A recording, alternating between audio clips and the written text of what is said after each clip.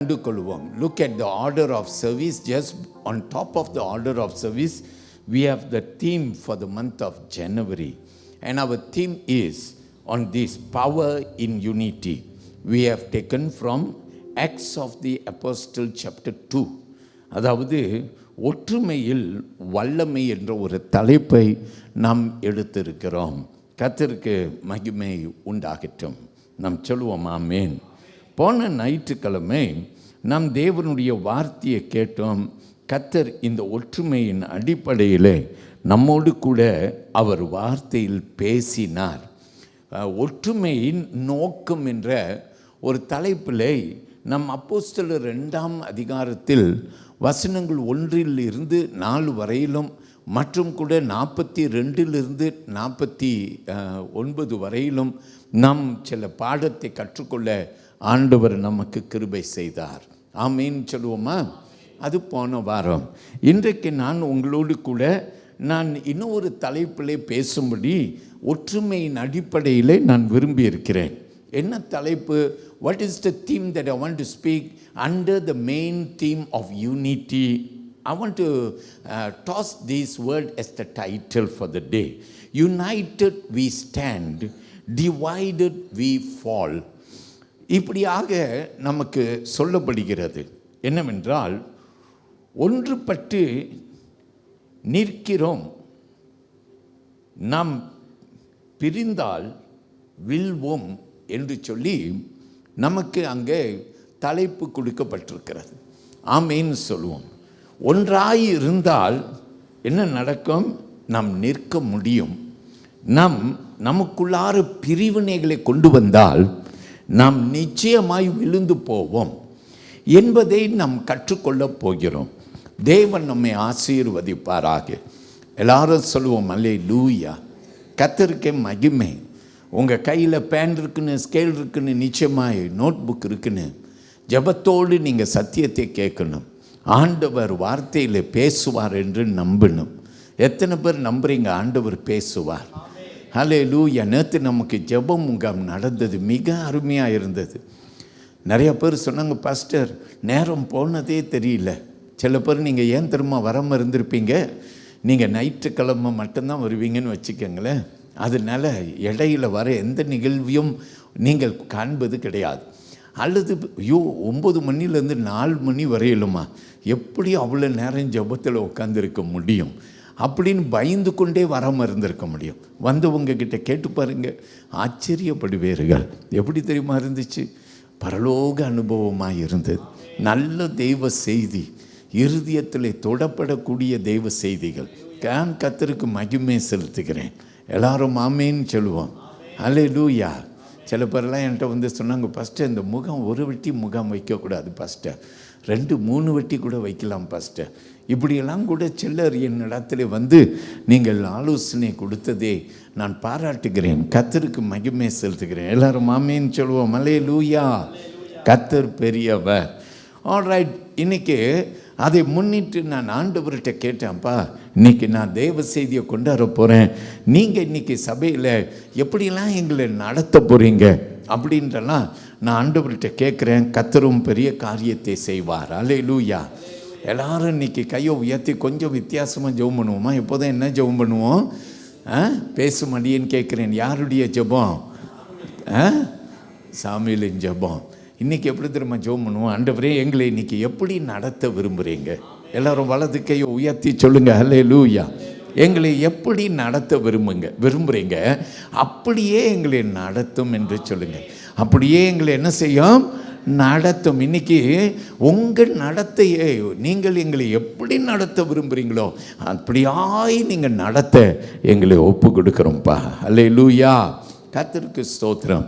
இன்றைக்கு கர்த்தர் நிச்சயமாக பெரிய காரியம் செய்வார். சங்கீத புஸ்தகத்திலே 46ஆம் சங்கீதத்தின் 10வது வசனத்திலே நீங்கள் பார்த்தீங்கன்னாக்கா வசனம் சொல்லுகிறது, be still and know that I am God.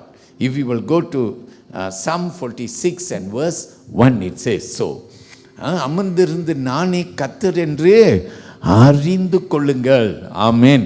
அப்போ கர்த்தர் நம்மக்கிட்ட பேசுகிறாருன்னா நாம் அவர் பேசுவதை கேட்க வேண்டும். ஆமேன். சில சமயத்திலே அமைதியாய் உட்கார்ந்து கேட்க வேண்டும். இன்னைக்கு நம்ம எல்லாரும் யார் சமூகத்தில் உட்கார்ந்துருக்கிறோம்?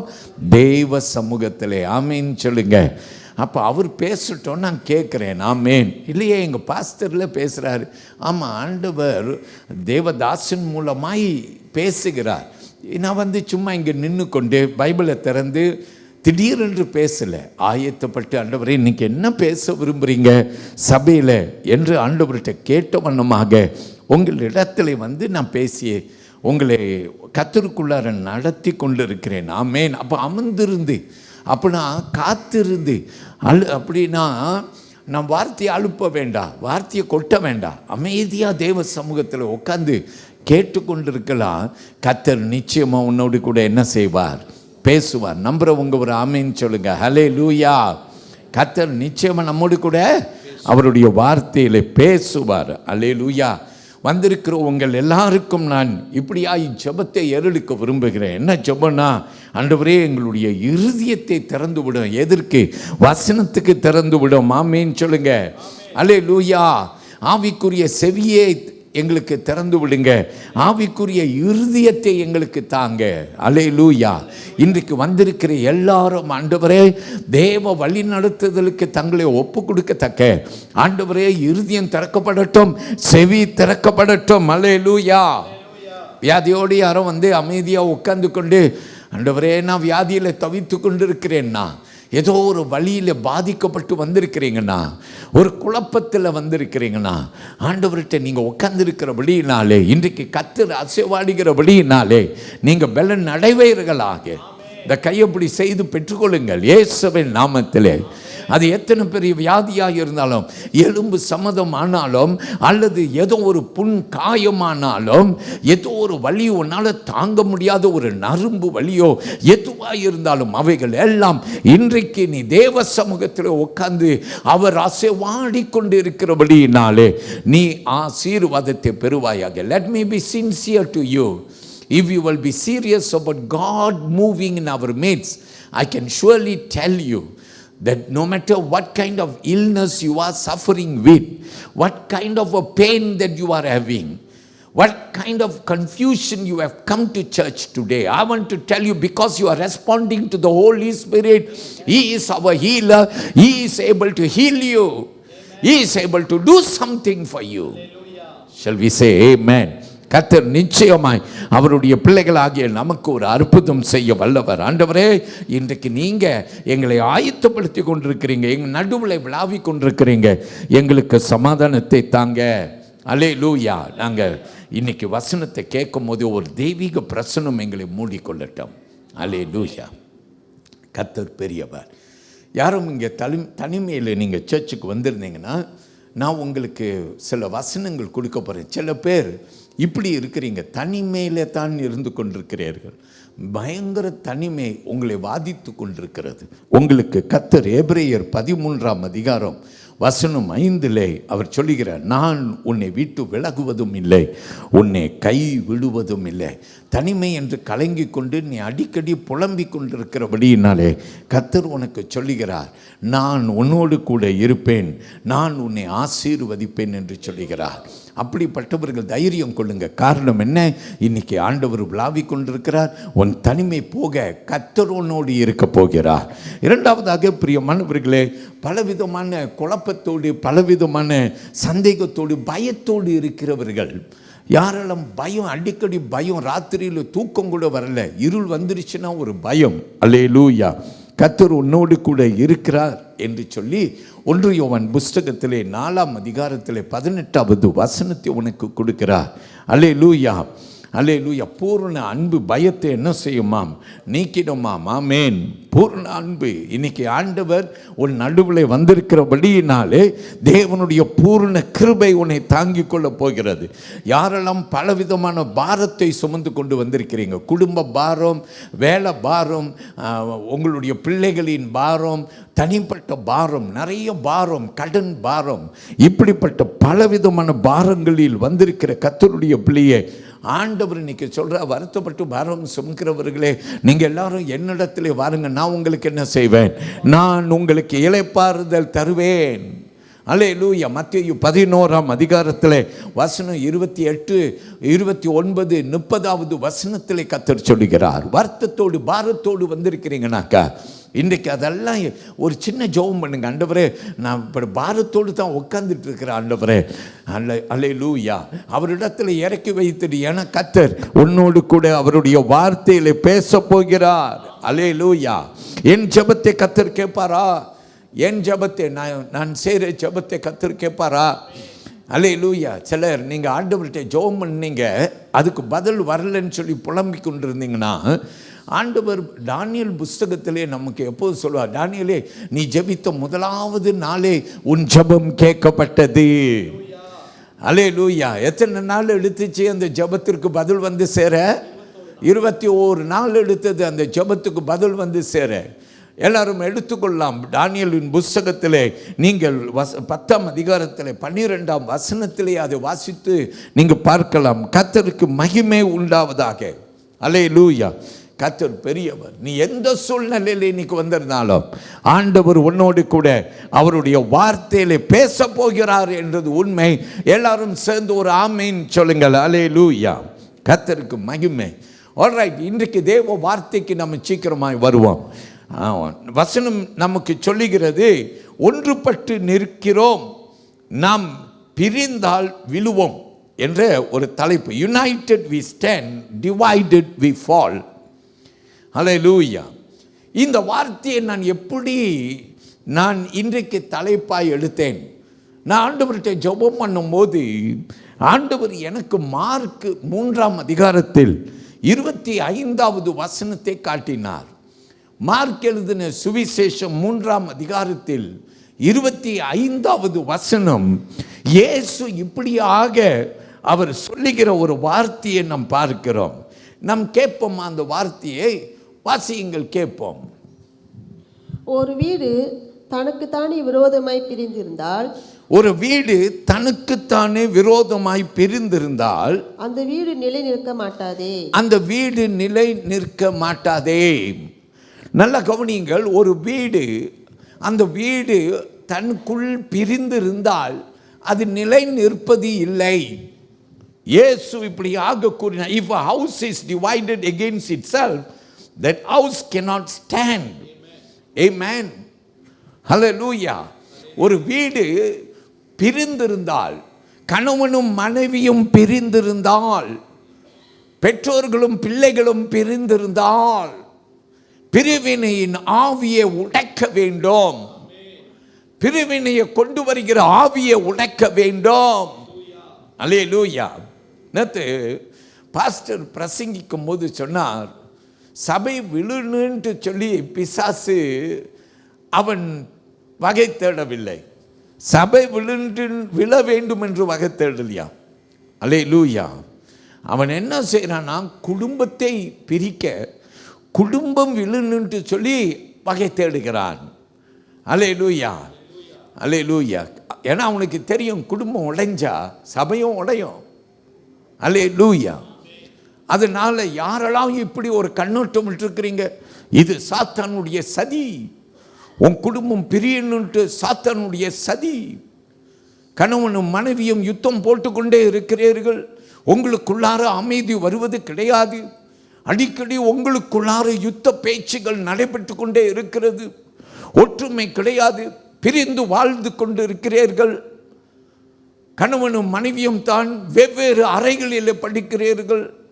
கர்த்தருடைய வார்த்தை இன்னைக்கு சொல்லுகிறது, நீ நினைக்கிறாய் இது எங்களுக்குள்ள உள்ள பிரச்சனை என்று சொல்லி நீ நினைக்கிறாய். ஆனால் ஆண்டவரோ சொல்லுகிறார், இந்த பிரச்சனையை தூண்டிவிட்டு சிரித்து கொண்டு நகைத்து கொண்டு உன்னை பார்த்து கேலிதனம் பண்ணி கொண்டு இருக்கிறது சாத்தான். எல்லாரும் சொல்லுவோம் அல்லேலூயா. அல்லேலூயா. கர்த்தருக்கு ஸ்தோத்திரம். ஒரு குடும்பம் ஒன்று சேர்ந்து இருக்கணும் என்றது தேவனுடைய சித்தம். அதனால இன்றைக்கு நம்ம என்ன செய்ய போறோம், பிரிந்து கிடக்கிற குடும்பங்கள் இணையப்பட வேண்டும். ஆமேன். அல்லேலூயா. சாத்தானுக்கு ஒரு முற்றுப்புள்ளி வைக்க போகிறோம். எல்லாரும் சொல்லுவோம் அல்லேலூயா. அல்லேலூயா. ஆண்டவருக்கு மகிமை உண்டாகத்தக்க ஆண்டவர் இன்னைக்கு நம்முடைய சபையிலே நிறைய குடும்பங்களை ஒன்று சேர்க்க அவர் கிருபை செய்வாராக. எல்லாரும் சொல்லுங்க ஹல்லேலூயா. ஒரு குடும்பம் ஒன்றாக சேர்ந்து கடற்கரை அல்லது ஆற்றாங்கரை ஓரமாய் வசிக்கிற இந்த குடும்பம் ஒரு நாள் ஒரு தீர்மானம் பண்ணுறாங்க. என்ன தீர்மானம்னா, அவர்கள் அருகில் இருக்கிற மற்ற இடத்திற்கு போக வேண்டும் என்று விரும்புகிறார்கள். அவர்கள் போக வேண்டுமென்றால் இந்த ஆற்றை கடக்க வேண்டும். அதனால் அவர்கள் என்ன செய்கிறார்கள், அந்த ஆற்றங்கரை ஓரமாய் இருக்கிற படகிலே ஏறிக்கொள்கிறார்கள். குடும்பமாய் ஏறிக்கொள்கிறார்கள். அப்பா மின்புறத்திலே அமர்ந்து கொள்கிறார், தாய் பின்புறத்திலே அமர்ந்து கொள்கிறாள், பிள்ளைகள் நடுவில் எல்லாரும் ஏறிக்கொள்கிறார்கள். அப்போது பிரியமானவர்களே, அவர்கள் எல்லாருடைய கையிலையும் ஒரு துடுப்பு கொடுக்கப்பட்டது. அதை கொண்டு அவர்கள் தண்ணீரை அவர்கள் அழுத்த வேண்டும். அப்போது எல்லாரும் இணைந்து ஒரு பக்கமாய் அழுத்தி அவர்கள் நோக்கம் எல்லாம் அவர்கள் இங்கிருந்து அக்கறைக்கு போக வேண்டும் என்றபடியினாலே அவர்கள் ஒரே நோக்கத்தோடு அந்த துடுப்பை பயன்படுத்தி அவர்கள் ஒரே பக்கமாய் இணைந்து அவங்க ரோ பண்ணாக்கா அவர்கள் அப்புறத்தில் போய் சேர்ந்து விடுவார்கள். ஆனால் அம்மா பார்க்குறாள், அவள் என்ன செய்கிறாள், அவள் அந்த பக்கமாய் உட்கார்ந்து இருக்கிறபடினாலே அவள் அந்த பக்கமாய் அந்த துடுப்பை வைத்து அவள் ரோ பண்ணுறாள். தகப்பன் ஆனவன் மின்னுக்கு பார்த்து நம்ம எல்லாம் எங்கே போனேன், முன்புறத்துக்கு போனேன், அக்கறைக்கு போனேன் என்று சொல்லி தகப்பன் என்ன செய்கிறான், அந்த துடுப்பை வைத்து முன்னுக்கு போட்டு வேகமாக அந்த தண்ணீரில் அவன் ரோ பண்ணிட்டு இருக்கிறான். பிள்ளைகள் என்ன செய்கிறார்கள், செல்ல பிள்ளைகள் இப்பக்கத்திலையும் செல்ல பிள்ளைகள் அப்பக்கத்திலையும் அவர்கள் அங்கிட்டுமாய் இங்கிட்டுமாக அந்த துடுப்பை வைத்து ரோ பண்ணிருக்கிறார்கள்.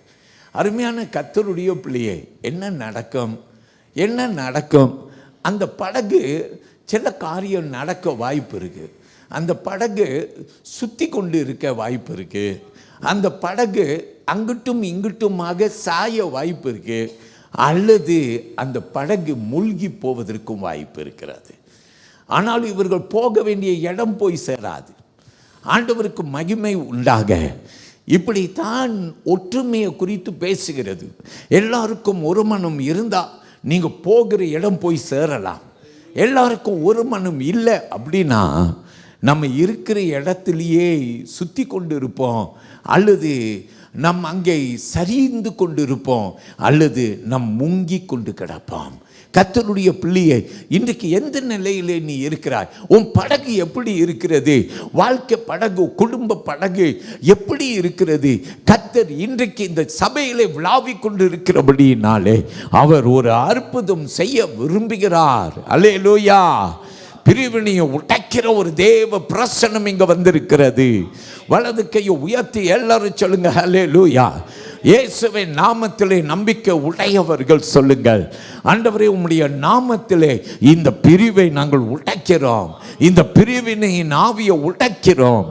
ஆண்டவர் ஒரு பெரிய அற்புதம் செய்வேராக, என் குடும்பத்திலே கர்த்தர் துணை நிற்பேராக. அல்லேலூயா. இதே தான் நம்ம என்ன தெரியுமா சொல்லலாம், சபைக்கும் சொல்லலாம்.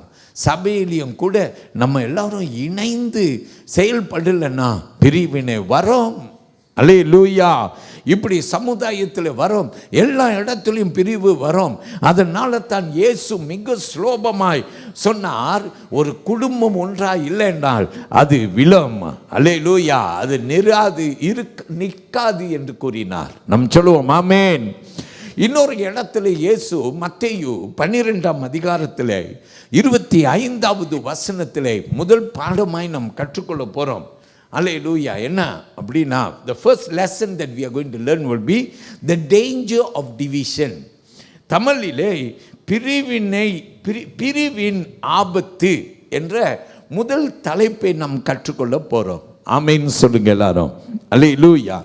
அல்லேலூயா. நம்ம ஒற்றுமையாக இருக்குன்னா பிரிவு என்றதே கற்றுக்கொள்ளணும். ஒரு குடும்பம் ஒன்றா இல்லைன்னா அது விழும் என்று இயேசு சொல்லிட்டார். இப்போ மத்தேயு 12ஆம் அதிகாரத்தில் 25வது வசனத்திலே இந்த பிரிவை குறித்து நாம் பார்க்க போகிறோம். வசனத்திலே இயேசு இப்படியாய் சொல்லுகிறார், கேளுங்கள். இயேசு அவர்களின் சிந்தனைகளை அறிந்து அவர்களை நோக்கி, தனக்குத்தானே விரோதமாய் பிரிந்திருக்கிற எந்த ராஜ்யமும் தனக்குத்தானே விரோதமாய் பிரிந்திருக்கிற எந்த ராஜ்யமும் பாழாய்ப்போம். தனக்குத்தானே விரோதமாய் பிரிந்திருக்கிற எந்த பட்டணமும் எந்த வீடும் தனக்குத்தானே பிரிவினையாய் இருக்கிற எந்த பட்டணமும் எந்த வீடும் நிலை நிற்க மாட்டாது. எல்லாரும் சொல்லுவோம் அல்லேலூயா. எந்த வீடும் நிற்காதாம். அருமையான தேவ பிள்ளைகளே, எதுவாக இருந்தாலும் நம்ம ஒற்றுமையாக இல்லைனா, ஒன்றாக இல்லைனா, ஒன்றாக செயல்படலைனா, அது வீடாக இருந்தாலும் சபையாக இருந்தாலும் அல்லேலூயா, ஃப்ரெண்ட்ஸாக இருந்தாலும் வேலை இடமானாலும் எல்லா இடத்துலையும் பிரிவினை வரும், வீழ்ச்சி வரும். அல்லேலூயா. ஆண்டவருக்கு மகிமை உண்டாக. வேதம் பொய் சொல்லாது, வேதம் உண்மை உள்ளது. அல்லேலூயா. பிரிவினையாக இருக்கிறீங்கன்னா இன்னைக்கு ஆண்டவர்கிட்ட தயவு கேளுங்க. அல்லேலூயா. ஆண்டவர் அந்த பிரிவை அடைக்கட்டும், அந்த பிரிவுக்கு ஒரு முடிவு கட்டட்டும். எல்லாரும் ஆமென் சொல்லுவோம். அல்லேலூயா. ஒரு முடிவு கட்டட்டும். ரொம்ப நாளாய் போராடி கொண்டிருக்கிறாய், ஆண்டவர் இன்றைக்கு சொல்லுகிறார் அல்லேலூயா, என் கரம் உன் மேலே வருகிறது. Look at Matthew 12 and verse 25. It says, every kingdom divided against itself will be ruined, and every city or household divided against itself will not stand. So my people of God, you and I must understand that division will bring ruin, will bring our fall. Amen. So people of God, இன்னைக்கு நம்ம என்ன செய்யணும்? நாம் ஆண்டவருக்குள்ளார ஒரு மனப்படணும். ஆமேன். ஒரு மனப்படணும். ஆமேன். ஒரு மனதில் என்ன உண்டே? வல்லமை உண்டே. கர்த்தருக்கு மகிமை உண்டாவதாக. இந்த கொஞ்ச காலத்துக்கு முன்பு வியட்நாம் தேசத்திலே உள்ளூர் யுத்தம் நடந்தது. அந்த தேசத்திலே உள்ளுக்குள்ளேயே பயங்கர சண்டை. அல்லேலூயா. ஏன் அப்படின்னு சொன்னால் நீங்கள் அறிந்து கொள்ளத்தக்க சொல்கிறேன். வியட்நாமில் வட வியட்நாம், தெற்கு வியட்நாம் அல்லது north Vietnam and south Vietnam அப்படின்னு சொல்லி ஒரு பிரிவினை. இந்த பிரிவினைக்கு காரணம் என்னன்னா, மனிதனுடைய சொந்த சிந்தை ஒன்று. ரெண்டாவது, மற்ற தேசத்தார்கள் இந்த தேசத்துக்குள்ளார வந்து அவர்களும் தலைவிட்டு குழப்பம் வந்தபடியினாலே இந்த தேசத்தில் உள்ள வீட்டுக்கு வீடு குடும்பத்திலே ஒரு மனம் இல்லாமல் போய்விட்டது. சிலர் அவர்கள் என்ன செய்தார்கள் என்றால், வட வியட்நாமுடைய வழியை அவர்கள் நம்பினார்கள். சிலர் தெற்கு வியட்நாம் பகுதி நம்பிக்கை, ஒரு பகுதி கம்யூனிஸ்ட் நம்பிக்கை, இன்னொரு பகுதி அவர்கள் டெமோக்ராட்ஸ். அதனால வீட்டுக்கு வீடு நீங்கள் பார்த்தீங்கன்னாக்கா ஒரு கூட்டம் கம்யூனிஸ்ட் நம்பிக்கை, இன்னொரு கூட்டம் இல்லை நம்ம டெமோக்ரஸி அல்லேலூயா அல்லது மக்கள் ஆட்சி என்று சொல்வார்கள். பிரியமானவர்களே, இப்படி ஒரு எண்ணம். அதனால நீங்கள் பார்த்தீங்கன்னா இந்த வியட்நாமில் நடந்த யுத்தம் என்ன செஞ்சிச்சு? இந்த வியட்நாமுக்கு நன்மையை கொண்டு வரல, கூட அழிவை கொண்டு வந்தது. பின் செல்வதற்கு அல்லேலூயா, பின்னிட்டு போகிறதற்கு காரணமானது அழிவு வந்தது. அல்லேலூயா, அழிவு வந்தது. ஆண்டவருக்கு மகிமை உண்டாகத்தக்க நான் உனக்கு சொல்லுகிறதை கேள், கர்த்தர் நாம மகிமை அடையத்தக்க. அல்லேலூயா. எனக்கு என்ன தெரியுமா ரொம்ப பிடிச்சிருந்துச்சு? ஒரு வாலிபன் ஒருவன் எழுதினான். என்னென்று எழுதினான் தெரியுமா? There was a young man who wrote something about the division in his country. நான் அதை வாசிக்கிறேன், அதன் பின்பு அதன் விளக்கத்தை உங்களுக்கு கொடுக்கிறேன். There was a young man who wrote like this. He said, I see my brothers fighting each other. We once shared the same meals, laughed under the same roof, celebrated our traditions together. Now we point guns at each other because of different beliefs forced upon us. Our villages are destroyed and our hearts are broken. How can a country survive when its own children are at war with one another? இந்த வாலிபன் இப்படியா எழுதினான். அவன் என்ன சொன்னான்? அவன் சொன்னான், என் சகோதரர்கள் ஒருவருக்கு ஒருவர் யுத்தம் போட்டு கொண்டிருக்கிறார்கள். ஒரு காலத்தில் நாங்கள் ஒன்றாய் உட்கார்ந்து சாப்பிட்டோம். நாங்கள் ஒன்றாக ஒரே கூரைக்கு கீழே நாங்கள் சந்தோஷமாய் மகிழ்ந்தோம். எங்களுடைய ஒரே பாரம்பரிய நாங்கள் நம்பி ஒரே கூட்டமாய் நாங்கள் இருந்தோம். ஆனால் இப்போ என்ன தெரியுமா ஆயிடுச்சு? அண்ணன் தம்பிகளுக்குள்ளார ஒருவனுக்கு ஒருவன் துப்பாய் எடுத்து சுடுறதற்கு நாங்கள் ஒருவர் சுடுறதற்கு ஆயத்தமாக இருக்கிறோம். ஏன்? எங்கள் நம்பிக்கை வித்தியாசமாக இருக்கிறது. அல்லேலூயா. அதனால் எங்கள் கிராமங்கள் எல்லாம் வீழ்ச்சி அடைந்து கொண்டிருக்கிறது. அல்லேலூயா. எங்கள் இருதயம் உடைக்கப்பட்டு இருக்கிறது. அல்லேலூயா. பிரியமான தேவனுடைய பிள்ளைகளே, இப்படி ஒன்றுக்குள்ள ஒன்று பிரச்சனையாக இருந்துச்சுன்னா நிச்சயமாக ஒற்றுமை வராது. ஒற்றுமை வராது. அதனால் பெற்றோர்களுக்கு ஒரு எண்ணம் வரணும். என்ன எண்ணம்னா, என் குடும்பம் பிரிகிற மாதிரி இருக்குதுன்னா அது உடனே சாத்தான் சிரிக்கிறான்னு தெரியணும். உடனே என்னாவதோ செய்யணும். ஜெபம் பண்ணணும், உபவாசம் பண்ணணும், மன்னிப்பு கேட்கணும். அல்லேலூயா. ஒருவருக்கு ஒருவர் மன்னிப்பு கேட்க தயங்கக்கூடாது. அவர் தானே செஞ்சார். அவர் சொல்லட்டும், நீ கிறிஸ்தவனே கிடையாது. கிறிஸ்தவன் எப்படி தெரியுமா இருப்பான்? முந்திக் கொள்ளுவான், மன்னிக்கிறதில் முந்திக் கொள்ளுவான். இயேசு கிறிஸ்து முந்திக் கொண்டார். அவர் தெய்வமாய் இருந்தும் கூட அவரை சிலுவையிலே போட்டவர்களே அவர், பிதாவே இவர்களை மன்னியும், இவர்கள் செய்வது என்னதென்று அறியாது செய்கிறார்கள். ஸ்தேவான் என்ன செய்தான்? அதே ஜெபத்தை செய்தான். அதனால் இன்றைக்கு நான் உனக்கு கொடுக்குற ஆலோசனையை பிடித்துக்கோ. அல்லேலூயா. யாரும் உன்னை, ஒருவேளை மனைவி உன்னை மன்னிக்கணும் முதல்ல, ஏன்னா அவன் தான் தொடங்கினாள். உன் பிள்ளை உன்னை மன்னிக்கணும் முதல், ஏன்னா அவன் தான் தொடங்கினான். அவன் சிறியவன், நான் பெரியவன். நோ. கர்த்தருடைய பிள்ளைகளாகிய நாம் என்ன செய்யணும்? ஒருத்தர் என்ன செய்யணும்? மன்னிக்கணும். எல்லாரும் ஆமீன் சொல்லுங்க. ஹல்லேலூயா, ஹல்லேலூயா.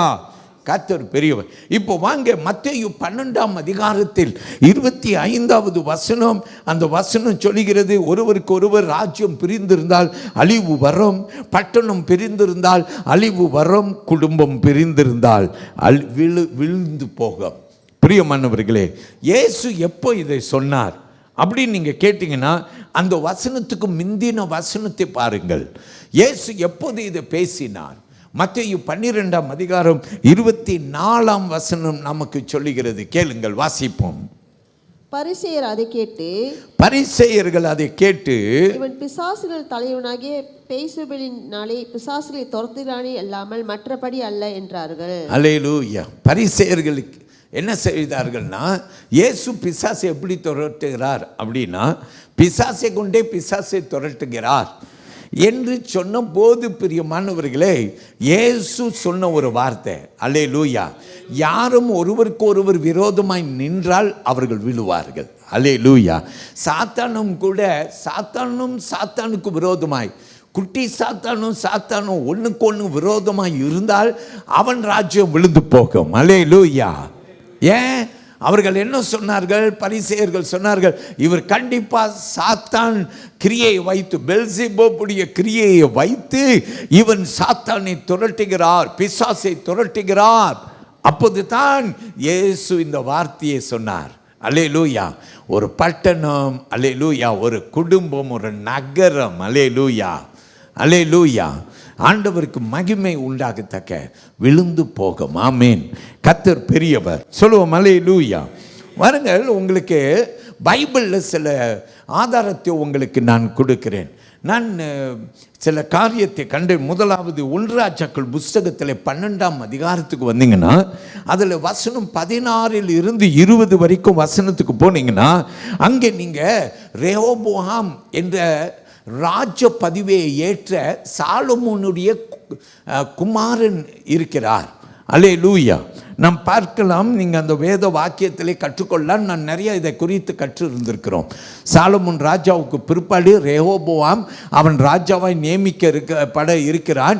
அதிகாரிகள் எல்லாம் 12 கோத்திரத்திலிருந்து எல்லாரும் வந்து ரெஹோபோவாம் கிட்ட சொல்கிறாங்க, உங்கள் அப்பா எங்களே சவுக்கினால் வாதித்தார், நீங்கள் எங்ககிட்ட வரி வசூல் பண்ணுறதை குறைத்து கொண்டீர்கள் என்றால் நாங்கள் உங்களையே ராஜாவாக்கிடுவோன்னு சொல்கிறார்கள்.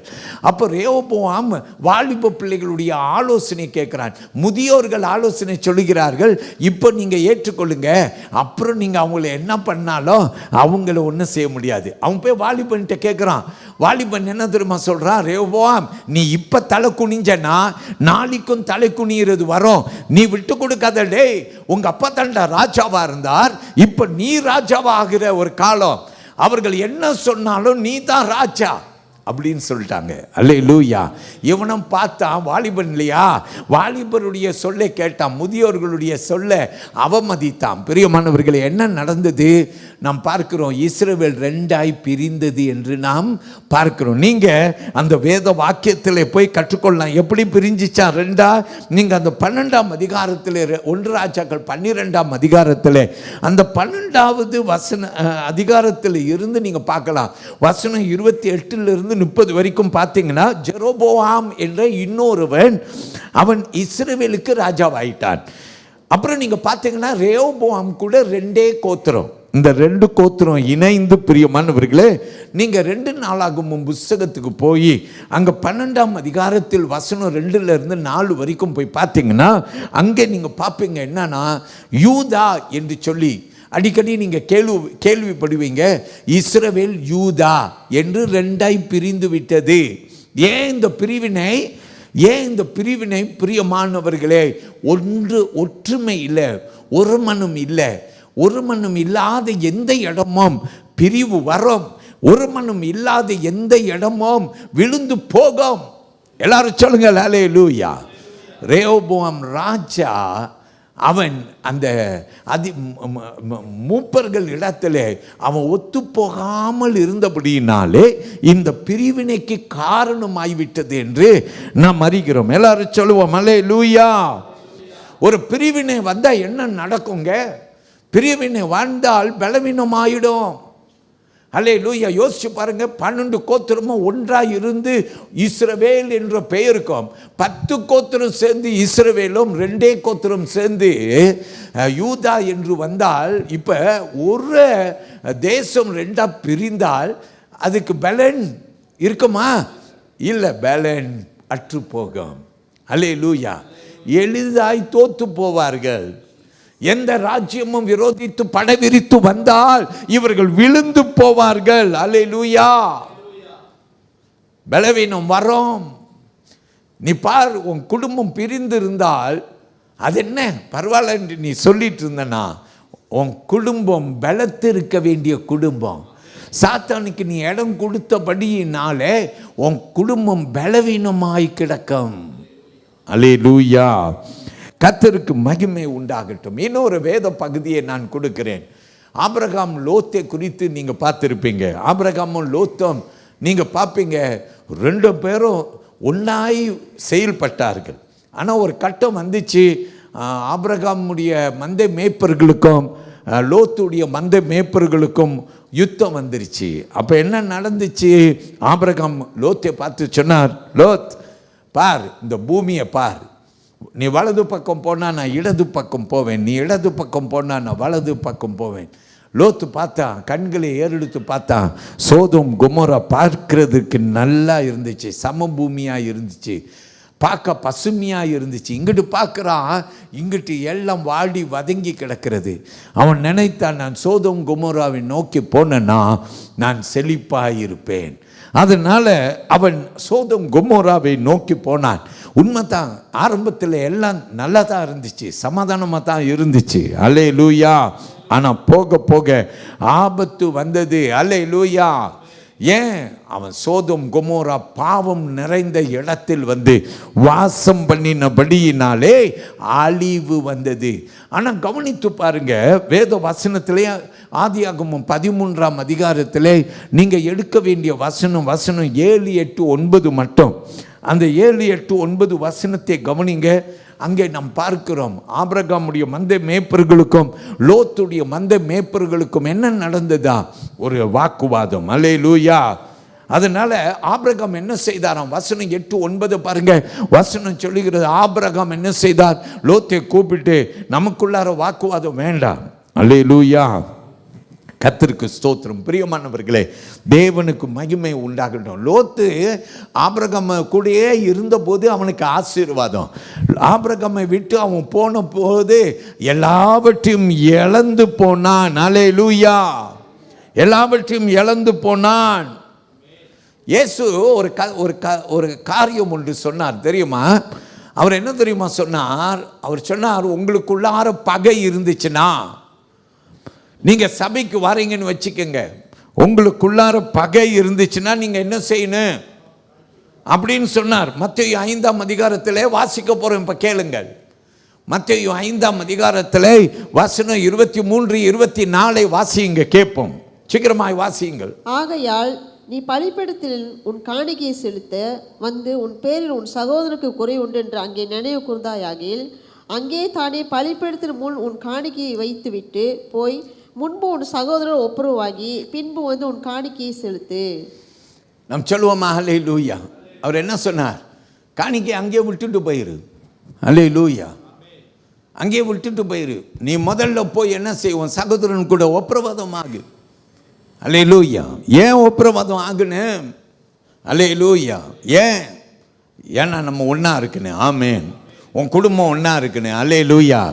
உன் சகோதரன் சகோதரர்கள் எல்லாம் ஒன்றா இருக்குன்னு. ஆமேன். ஒன்றா இருக்கும் போது பலன் உண்டு. பிரிவினை வந்துச்சுன்னா பலன் நற்று போய் விடுகிறோம். இன்னும் ஒரு காரியம் இன்னும் நிறைய பைபிளில் பார்க்கலாம். நான் புதிய ஏற்பாட்டில் ஒரு அனுபவத்தை சொல்கிறேன். கொரிந்து திருச்சபையில் நடந்த ஒரு அனுபவம். நீங்கள் 1 கொரிந்தியர் 1ஆம் அதிகாரத்தில் நீங்கள் வசனம் 10லிருந்து 11 வரைக்கும் போய் பார்த்தீங்கன்னா அங்கே நீங்கள் என்ன கற்றுக்கொள்வீங்க? அப்படி பார்த்தா அங்கே பிரியமானவர்களே, சபைக்குள்ளார ஒரு சிறிய போராட்டம் வந்துருச்சு. சிலர் சொல்கிறாங்க நாங்கள் பவுலுக்குரியவர்கள், சிலர் சொல்கிறாங்க நாங்கள் அப்போலோ, சிலர் சொல்கிறாங்க நாங்கள் கேபா, சிலர் சொல்கிறாங்க நாங்கள் கிறிஸ்துவுக்குரியவர்கள். கேளுங்கள். 1 கொரிந்தியர் 1ஆம் அதிகாரம் 12ஆம் வசனம். சீக்கிரமாக வாசிங்க, கேட்போம். உங்களில் சிலர் நான் பவுலை சார்ந்தவன் என்றும், நான் அப்போலோவை சார்ந்தவன் என்றும், நான் கேபாவை சார்ந்தவன் என்றும், நான் கிறிஸ்துவை சார்ந்தவன் என்றும் சொல்லாதபடிக்கு நான் இப்படி சொல்லுகிறேன். எல்லாரும் ஆமென் சொல்லுங்க. வாசிக்க போறோம். கவனிங்க. 10வது வசனத்தில் பவுல் அங்கே அவர்களை கண்டிக்கிறார். கேளுங்கள், வாசிங்கள். அல்லேலூயா. சகோதரரே, நீங்கள் எல்லாரும் ஒரே காரியத்தை பேசவும் பிரிவினைகள் இல்லாமல் ஏக மனதும் ஏக யோசனையும் உள்ளவர்களாய் சீர் பொருந்திருக்கவும் வேண்டும் என்று நம்முடைய கர்த்தராகிய இயேசு கிறிஸ்துவின் நாமத்தினாலே உங்களுக்கு புத்தி சொல்கிறேன். எல்லாரும் ஆமென் சொல்லுங்க. புத்தி சொல்றாரா? இன்னைக்கு எப்படி நான் உங்களுக்கு புத்தி சொல்றேனோ அதே போல அங்கே பவுல் அங்கே கொரிந்து சபை விசுவாசிகளுக்கு புத்தி சொல்கிறார். காரணம் என்ன? சிலர் அப்போலோவின் ஊழியத்திலே ரட்சிக்கப்பட்டவர்கள் சபையில் இருக்கிறார்கள். சிலர் கேபா என்றால் பேதுருவுடைய ஊழியத்திலே ரட்சிக்கப்பட்டவர்கள். சிலர் இயேசுவின் அவர் கேள்விப்பட்டு ரட்சிக்கப்பட்டவர்கள். சிலர் பவுலுடைய ஊழியத்திலே ரட்சிக்கப்பட்டவர்கள். எல்லாரும் வந்திருக்கிறாங்க. அல்லேலூயா. ஒன்றா வந்திருக்கிறாங்க. ஆமேன். இப்போ எல்லாரும் அவங்க பெருமையாய் பேசுவது பவுலை குறித்தும் பேதுருவை குறித்தும், அல்லேலூயா, அப்போலோவை குறித்தும். அல்லேலூயா. நான் அப்போலோவுடைய போதனை, நான் அப்போலோவை சார்ந்தவன், நான் பவுலை சார்ந்தவன். அல்லேலூயா. அதனால பவுல் சொல்லுகிறார், சபைக்குள் இப்படி பிரிவினை இருந்தால் சபை வீழ்ச்சி அடையும். அல்லேலூயா. கர்த்தருக்கு ஸ்தோத்திரம். நாம் எல்லாரும் கிறிஸ்துவுடையவர்கள். எல்லாரும் ஆமென் சொல்லுவோமா? அல்லேலூயா சொல்லுங்கள். அல்லேலூயா. அப்போ பவுல் 13வது வசனத்திலே சொல்லுகிறது, கேளுங்கள். 13வது வசனம். கிறிஸ்து பிரிந்திருக்கிறாரா? கிறிஸ்து பிரிந்திருக்கிறாரா? பவுலா உங்களுக்காக சிலுவையில் அறையப்பட்டான். பவுலா உங்களுக்காக சிலுவையிலே அறையப்பட்டார். பவுலின் நாமத்தினாலேயே ஞானஸ்நானம் பெற்றீர்கள். அல்லேலூயா. நீங்க பவுலுடைய நாமத்திலேயா ஞானஸ்நானம் பெற்றீர்கள்? இல்லை, நம்ம எல்லாரும் கிறிஸ்துவுக்குள்ளார ஞானம். ஸோ பவுல் சொல்றாரு, கிறிஸ்து ஒருவரே. எல்லாரும் ஆமீன் சொல்லுங்க. ஹல்லேலூயா சொல்லுவோம். ஹல்லேலூயா. அதனால தான் இயேசு யோவான் 17ஆம் அதிகாரத்தின் 21வது வசனத்தில் அவர் இப்படியாய் அவர் உரைத்தார். என்னன்னா, பிதாவை பார்த்து சொன்னார், நாம் ஒருவராய் இருக்கிறது போல அங்கே வசனத்தில் சொன்னார், அவர்களும் நம்மோடு இணைந்திருக்க. அல்லேலூயா. அப்போ உலகம் அறிந்து கொள்ளும். நமக்குள்ள பிரிவினை வந்துச்சுன்னா கிறிஸ்தவர்களுக்குள்ளார நம்ம சண்டை போட்டுக்கொண்டு, அல்லேலூயா, வேலை இடத்துலையும் பாருங்க 2 கிறிஸ்தவன் சண்டை போட்டுகிட்டே இருக்கிறான். வீட்டிலையும் சண்டை, எப்போ பார்த்தாலும் ஒரே சண்டை. எல்லாருக்கும் தெரியும் நீ கிறிஸ்தவன் தெரியும். சாட்சி இழந்து போன ஒரு நிலை. அல்லேலூயா. அதனால கர்த்தருடைய பிள்ளையை நல்லா கவனித்துக்கொள். பிரிவினை அழிவை கொண்டு வரும், பிரிவினை வீழ்ச்சியை கொண்டு வரும். பிரிவினை வந்துச்சுன்னா விழுந்து போவோம். அல்லேலூயா. இப்போ உங்களுக்கும் எனக்கும் என்ன தேவை? 2வதாய் கற்றுக்கொள்வோம் சீக்கிரமாய். என்னோடு கூட கவனிங்க. சங்கீத புஸ்தகத்தில் 133ஆம் சங்கீதம் 1வது வசனத்தை கவனியுங்கள். I want you to come to Psalm 133 and verse 1. 1ஆம் வசனத்துக்கு வாருங்கள். அந்த வசனம் நமக்கு என்ன சொல்லுகிறது கேட்போம். சகோதரர்கள் ஒருமித்து வாசம் பண்ணுவது எத்தனை நன்மையும் எத்தனை இன்பமுமானது. நல்லா கவனிங்க. சகோதரர்கள், நம்ம எல்லாரும் யாரு? சகோதரர்கள். கிறிஸ்துவுக்குள்ளார நம்ம எல்லாம் ஒன்று. ஆமேன். வலது கையை உயர்த்தி சொல்லுவோம். அல்லேலூயா. நம்ம எல்லாரும் ஒன்று கிறிஸ்துவுக்குள்ளார. சகோதரர்கள் ஒருமித்து இருந்தால் அது எத்தனை இன்பமானது. ஆமேன் சொல்லுங்க. How good and pleasant it is when God's people live together in unity. Amen. நல்லா கவனிங்க. உன் வீட்டில் பிரிவினை இருக்குன்னா நீ கலங்கி கொண்டிருக்கிற, நான் ஜெபம் பண்ணு, முழங்கால் போடு. ஆண்டவர் ஒற்றுமையை கொண்டு வருவார், அது நிச்சயம். அப்படி இல்லை என்றால் சாத்தான் நகைத்து கொண்டிருக்கிறான், சிரித்து கொண்டிருக்கிறான். அல்லேலூயா சொல்லுங்க. அல்லேலூயா. கர்த்தருக்கு ஸ்தோத்திரம். இப்படியாய் நாம் கிரியை செய்தால் கர்த்தர் நமக்கு அற்புதம் செய்வார். ஒரு கிராமம் இருந்துச்சுங்க. அந்த கிராமத்தில் எப்போதுமே என்ன செய்வாங்கனாக்கா, ஒரு ஹார்வெஸ்ட் ஃபெஸ்டிவல் என்று வரும், அறுப்பு காலம் என்று வரும். இது ஒரு பெரிய ஒரு நாள். அந்த கிராமத்தார் எல்லாரும் ஒன்றாக சேர்ந்து கொண்டாடுவார்கள்.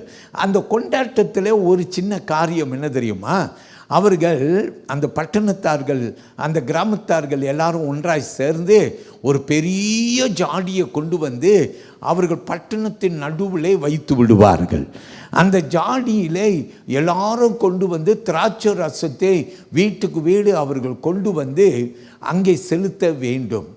இந்த திராட்சை ரசத்தை அந்த பெரிய ஒரு பாத்திரத்திலே அவர்கள் சேர்த்து வைப்பார்கள். எதற்காக?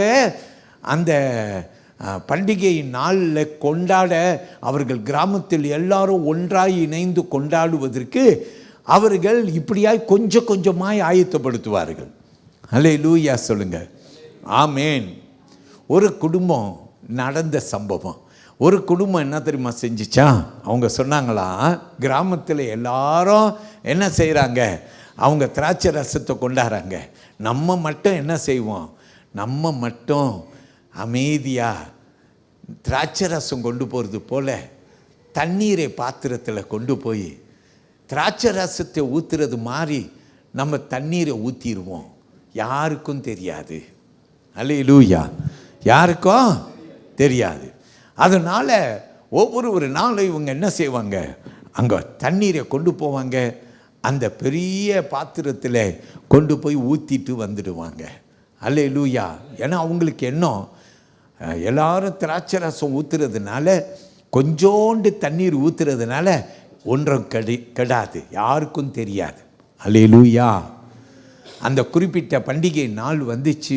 எல்லாரும் ஆவலாக வராங்க, எல்லாரும் சுற்றி இருக்கிறாங்க. பிரியமானவர்களே, அந்த பாத்திரம் திறக்கப்பட்டது. அந்த பாத்திரத்தில் எல்லாரும் பானம் பண்ண ஆர்வமாக வந்து நிற்கிறாங்க. அல்லேலூயா.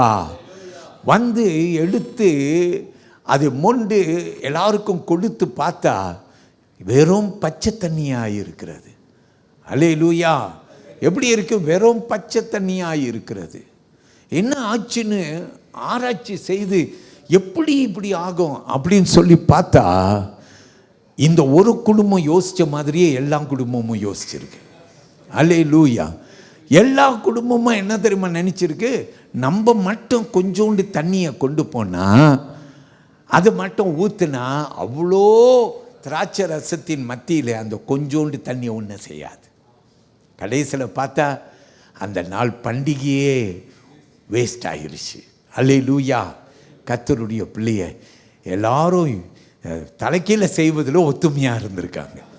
கர்த்தருக்கு மகிமை உண்டாக. நம்ம எல்லாரும் ஆமென் சொல்லுவோமா? அல்லேலூயா, அல்லேலூயா. பிரியமான தேவனுடைய பிள்ளையே, கர்த்தருக்கு நம்ம மகிமை செலுத்துவோம், ஒன்றாய் செயல்படுவோம். இப்போ நீங்கள் கவனிங்க, வசனம் நமக்கு சொல்லுகிறது, சகோதரர்கள் ஒருமித்து வாசம் பண்ணுவது அது எத்தனை இன்பமாய் இருக்கிறது. நான் 2 வார்த்தையை அங்கே உங்களுக்கு கொண்டு வருகிறேன். என்ன வார்த்தைனா, ஹவ் குட் அண்ட் பிளசன்ட் அப்படின்னு வசனம் சொல்லுது. அப்போ 2 வார்த்தை. என்ன வார்த்தைனா, குட் பிளசன்ட், எத்தனை நன்மையும் இன்பமும். ஆமேன். நன்மை என்று வசனம் சொல்லுகிறது. ஆமேன், அல்லேலூயா. நன்மை, சகோதரர்கள் ஒருமித்து இருந்தால் அது நன்மையை கொண்டு வருகிறது. 4 பேர் பார்த்தா கிறிஸ்துவை காண்பார்கள், இந்த குடும்பத்தின் ஒரு மனதை பார்ப்பார்கள். அல்லேலூயா. எப்படி கிறிஸ்து இருக்கிறபடினால் நான் சொல்கிறேங்க, நம்மால் முடியாது. ஆண்டவருக்கு உங்கள் குடும்பத்தில் இடம் கொடுங்க, கண்டிப்பாக முடியும். எல்லாரும் ஆமேன் சொல்லுங்க. அல்லேலூயா. 2வது பார்க்கிறோம், என்னது வசனம் என்ன சொல்லுது, இன்பமும் ஆனது, பிளசன்ட் அப்படின்னு வசனம் சொல்லுது. அல்லேலூயா. ஏன்? அது என்ன செய்யும்? சமாதானத்தை கொண்டு வரும். குடும்பம் பிரிஞ்சு இருந்துச்சுன்னா ராத்திரி தூக்கம் வராது. தூக்கம் வரணும்னா சரீரம் கெடும். அல்லேலூயா. சண்டை போட்டுட்டு உன்னுடைய மாம்ச உன்னுடைய வீராப்பில் நீ சண்டை போடுற, ஆனால் ராத்திரி தூங்காமல் கிடக்கிற, என்ன வேஸ்ட் உனக்கு? எத்தனை வேஸ்ட் உனக்கு? அதனாலேயும் உன் குடும்பம் உன்னுடைய சரீரம் கெட்டு போது நீ போய் டாக்டர்கிட்ட பணமாக அள்ளி கொடுத்துட்டு இருக்கிற, அதை சபைக்கு கொடுத்துட்டு போயிருக்கலாம். அல்லேலூயா. வேஸ்ட் பண்ணிட்டு இருக்கிற, வீராப்பா போய் படுத்துக்கிற. ஆனால் நீ நினைச்ச அவருக்கு தெரியட்டும், நான் பாரு போய் படுத்துட்டேன் அப்படின்னு நீ போய் படுத்துருக்கிற. ஆனால் இங்கிட்டு உருள்ற அங்கிட்டு உருள்ற, தூக்கம் வரல. அல்ல காலையில் திரும்பி எந்திரிக்கிற, ராத்திரியெல்லாம் தூக்கம் வராமல் இருந்தாலும் கோபம் மட்டும் தனியில. கோபம் தனியில, நாளைக்கு என்ன சொல்லலாம், அவரை என்ன சொல்லலாம், அவளை என்ன சொல்லலாம். ராத்திரியெல்லாம் தூக்கம் வராததுனால பிளான், நான் இதை சொல்லுவேன் அதை சொல்லுவேன், நீ இப்படி பண்ணல அப்படி பண்ணல, இன்னும் பிழைவு. அல்லேலூயா. கணவன் அல்லது மனைவி சொல்கிறேன், என்னால் அவரை நேசிக்கவே முடியலங்க. புருஷன் சொல்கிறேன், அவளை நேசிக்கவே முடியல. காரணம் என்ன? அவ்வளோ கசப்பு. பிரியமான தேவனுடைய பிள்ளையை, பிரிவினை வீழ்ச்சியை கொண்டு வரும். எல்லாரும் சொல்லுங்க ஆமீன். சகோதரர்கள் ஒருமித்து வாசம் பண்ணுவது எத்தனை நன்மையும் இன்பமும் ஆகியிருக்கிறது. ஆமீன் சொல்லுங்க. ஹல்லேலூயா. இப்போ பாருங்க, அதுக்கு அடுத்த வார்த்தை 2வது வசனம் சொல்லுகிறது, அது ஆரோன் சிரசிலே வடிந்து ஓடும் நறுமணமாய் இருக்கிறதா. எல்லாரும் ஒரு ஆமீன் சொல்லுங்க. ஹல்லேலூயா, ஹல்லேலூயா. ஆரோன் சிரசிலே வடிந்து ஓடும் நறுமணம். Hallelujah. It is like precious oil poured on the head, running down on the beard, running down on Aaron's beard, down on the collar of his robe. தலையில் இருந்து அவருடைய சரீரத்தின் கடைசி தொங்கல் வரையிலும் வடிந்து ஓடும் நறுமணம். எல்லாரும் ஆமீன் சொல்லுங்க. என்னது? சகோதரர்கள் ஒருமித்து வாசம் பண்ணுவது. எல்லாரும் ஆமீன் சொல்லுங்க. அல்லேலூயா, அல்லேலூயா. ஆண்டவருக்கு ஸ்தோத்திரம். அப்போ நான் என்ன பார்க்குறேன்னா, ஒன்று நான் பார்க்குறேன் பரிசுத்தம். ஒருமித்து நம்ம சகோதரர்கள் நம்ம ஒன்றா இருக்கும்போது அது பரிசுத்தத்தை வெளிப்படுத்துகிறது, தெய்வீகத்தை வெளிப்படுத்துகிறது. ஏன்னா அங்கே ஆரோன் என்று பேசுகிறது. அப்போ நீங்கள் பார்க்கணும், ஆரோன் கூட ஒப்பிட்டு பார்க்கணும். எங்கே பார்க்கணும்? யாத்திரையாகமம் புஸ்தகத்துக்கு போகணும். You must go to the book of Exodus chapter 30க்கு போங்க, 30ஆம் அதிகாரத்துக்கு போங்க. அங்க 30வது வசனத்திலே பாருங்கள். சீக்கிரமா கேட்போம். 30ஆம் அதிகாரம் 30ஆம் வசனம் நமக்கு சொல்லுகிறது, கேளுங்கள். ஆரோனும் அவன் குமாரனும் எனக்கு ஆசாரிய ஊழியம் செய்யும்படிக்கு நீ அவர்களை அபிஷேகம் பண்ணி அவர்களை பரிசுத்தப்படுத்துவாயாக. நல்லா கவனிங்க. நீ அவரை அபிஷேகம் பண்ண. அந்த அபிஷேகம் என்ன அபிஷேகம்னா பரிசுத்தத்தை கொண்டு வருகிற ஒரு அபிஷேகம். அப்ப சகோதரர்கள் ஒருமித்து இருக்கும்போது பரிசுத்தம் உண்டாகும். ஆமென் சொல்லுங்க. ஹல்லேலூயா. பரிசுத்தம். இரண்டாவது ஒரு வார்த்தை சுகம் என்று நாம் பார்க்கிறோம். ஏன்னா தைலத்தை குறித்து பேசுகிறது. ஆமென் அல்லேலூயா. தைலம் எண்ணெயை குறித்து பேசுகிறது. எல்லாரும் ஆமென் சொல்லுங்க. It speaks about oil. The Bible speaks about healing when it speaks about oil. Shall we say amen? காயும் கட்டும். அல்லேலூயா. பிரியமானவர்களே, சகோதரர்கள் ஒருமித்து இருக்கும்போது காயும் கட்டப்படும். அல்லேலூயா சொல்லுங்க. ஏசாயா புத்தகத்திலே நீங்கள் போய் பார்க்கலாம். 1ஆம் அதிகாரம் 6ஆம் வசனத்தை நீங்கள் போய் அங்கே பார்க்கலாம். ஆமென். கடைசியாக நான் சொல்கிறேங்க, வசனம் சொல்லுகிறது ஆரோனுடைய தலையில் இருந்து அவனுடைய வஸ்திரத்தின் தொங்கல் வரையிலும் வசனம் சொல்லுகிறது. ஆமென் அல்லேலூயா. நீங்கள் வழக்கமாக பார்க்கலாம், எண்ணெய் குறித்து நம்ம சொன்னால் அது எதை காட்டுகிறதுனா ஓவர் ஃப்ளோவிங் அப்படின்னு சொல்லுவோம், அல்லது நிறைவை காட்டுகிறது. ஆமேன். ஆனால் இங்கே வர இந்த எண்ணெய் மேலே இருந்து கீழே பரலோகத்திலிருந்து உன்னை ஆசீர்வதிக்கிற அபிஷேகம். ஆமேன் சொல்லுங்க. அது கொஞ்சமாக வந்துட்டு போகாது, வந்துச்சுன்னா பூர்மையாய் உன்னை நனிச்சிட்டு போயிடும். ஆமேன் சொல்லுங்க. எல்லாரும் ஹல்லேலூயா சொல்லுங்க. ஹல்லேலூயா. ஸோ கர்த்தருக்கு மகிமை. கடைசி காரியத்தை நான் உங்களுக்கு ஒரே வார்த்தையில் சொல்லி முடிக்கிறேன். The third thing I want to talk to you will be on இயேசு நம்முடைய ஆண்டவர். அவர் தான் ஒற்றுமை, நம்முடைய ஒரு மனதின் மத்தியஸ்தர், அல்லது இயேசு நமது ஒற்றுமையின் ஆதாரம் அப்படின்னு சொல்லி ஒரு தலைப்பை நான் கொடுத்திருக்கிறேன். எபேசியர் புஸ்தகத்திலே 4ஆம் அதிகாரத்திலே 3வது வசனம் கேட்போமா? வாசியுங்கள்.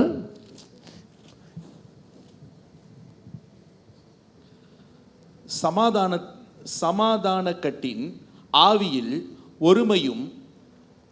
ஒருமையை காத்துக்கொள்வதற்கு ஜாக்கிரதையாயிருங்கள்.